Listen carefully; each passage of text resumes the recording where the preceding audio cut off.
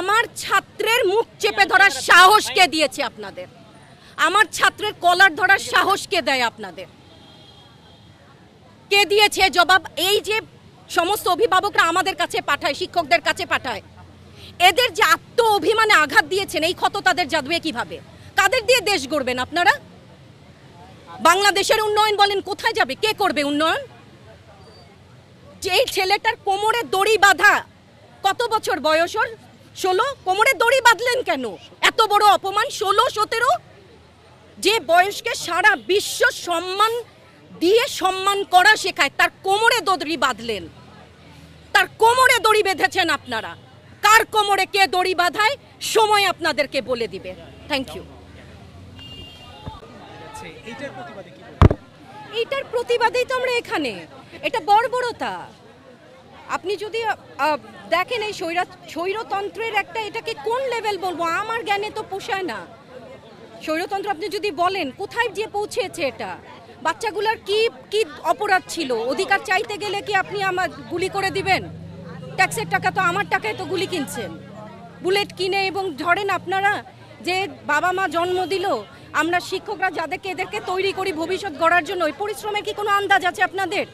এরা যখন দেশ গড়ার কাজে বিভিন্ন ক্ষেত্রে যাবে, আপনারা তাদেরকে টেনে মেরে ফেললেন। একটা আপনারা দেখে, পুরো বিশ্ব দেখেছে, পুলিশের বড় ভ্যান থেকে নিয়ে উপর থেকে ছুঁড়ে ফেলছে। এরা কি মানুষ না? এর চেয়ে বড় সম্পদ কি আছে? আমার মূল্য কোথায়? তারপরে তো বেঁচে থাকার কোনো মানে না। আজকে হয় এগুলার সমস্ত ছাত্রীদের 9 দফা মানতে হবে। তো একটা স্বাধীন দেশে এত ভয়ে বাঁচবো কেন? কি জন্য বলেন? আগে ভয় পেয়েছি 71-এ, শুনেছি পাখানাদারদের ওখানে ভয় ছিল, রাজাকারদের ভয় ছিল। এখন কেন? অপরাধটা কোথায়? আর যারা চুপ আছে আর যারা ভয় দেখাচ্ছে, এরা নিজেদেরকে বাঙালি বলে কোন সাহসে, কোন চেতনায়?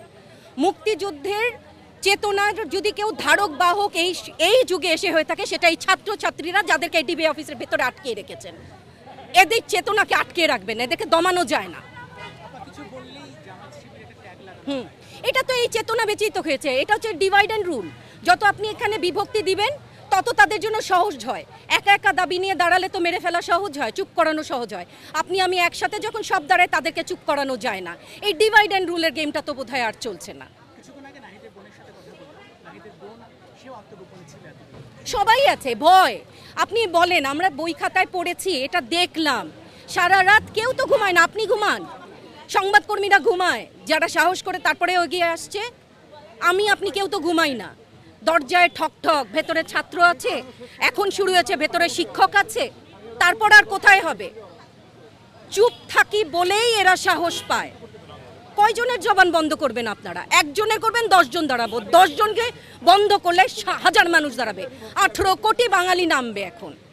চেতনা, মুক্তিযুদ্ধের চেতনা নিয়েই নামবে। ধন্যবাদ। মোবাইল চেক করেন কোন অধিকারে আপনারা? সবচেয়ে বড় কথা,